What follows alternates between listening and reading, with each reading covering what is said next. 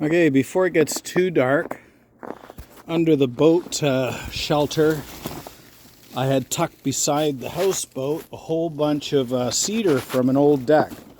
So I'm just pulling that out now, throw it in the van so I can back it and get it in the shop. So most of it's pretty dry, but some of it's got a bit of water splash on it. Anyway, bottom line is there should be enough good wood in here because it's cedar and not all of the boards were that rough. I should be able to plane off the rough sides and end up with some nice cedar to do mini D free cycle style, so that it doesn't cost me that much in lumber. So these are the kind of things. I was lucky. A friend had taken apart their cedar deck and put a new one and offered it to me before they burnt it, and I jumped on it and took the time.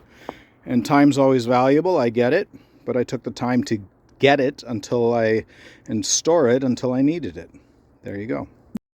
All right, there's all the lumber brought in. I planed up a couple boards. Some knots aren't sound, but I can pick and choose how I cut my wood. I'm hoping that's a really nice board there. So I just planed a couple that were fairly dry still. The rest need to air. They're certainly well cured. The moisture that's in this wood is not in the cells. It's in the gaps between the cells. So this will dry up as it gets a bit more air to it pretty easily. And they'll be very stable.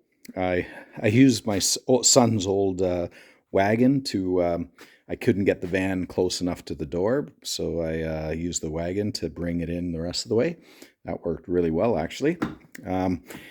Anywho, this board, for instance, looked very much like that one.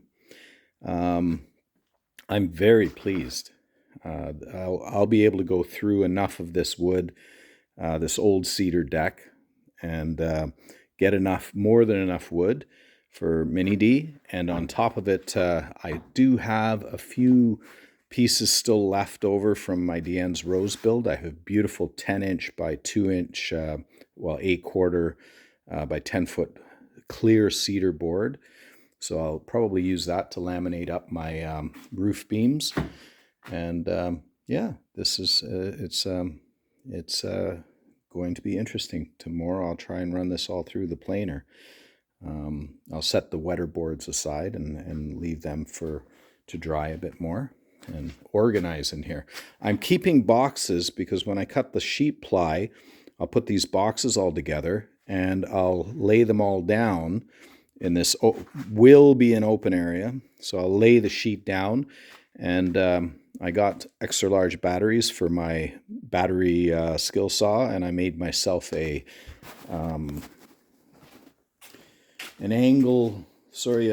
guide, a straight edge, so I can basically run the saw in here, and I'll be putting a little door skin on the bottom of the skill saw to keep it level, and then this will be my my guide clamped on either side, and I should be able to cut the sheets up very nicely, just having them laying down on the floor instead of running 5 by 10 sheets through the table saw, because I couldn't get 4 by 8 sheet. I got a couple 3 4 by 8 sheets, but I went to Meranti for under the hull. So I'm rattling on, but I'm just excited. I came out here, it's like 11 o'clock at night, so I just came out to look at my wood. Who gets excited to just go look at my wood? And yeah, and I have another little pile over there. So tomorrow I'll clear this whole area out again and stack this wood, sticker it so it's has more time to dry, and maybe sort it by length. Okay, you guys have a good night and stay tuned with the build. Oh, I just threw poor Woody. I have a buddy named Woodgain, sorry. Nick Woodgain and his kids and And I thought to myself, what's a good name for Woody here? And it occurred to me, well, if there's such a thing as a wood gain, come on, sit up there, Woody. Be obedient. If there's a wood gain, I'd turn his legs properly and everything, but I'd throw it off. If there's a wood gain, we'll call him Woody Woodgrain, something like that. I don't know. You can comment below and tell me what you think a good name for Woody would be. All right. Have a good night, all. Ciao.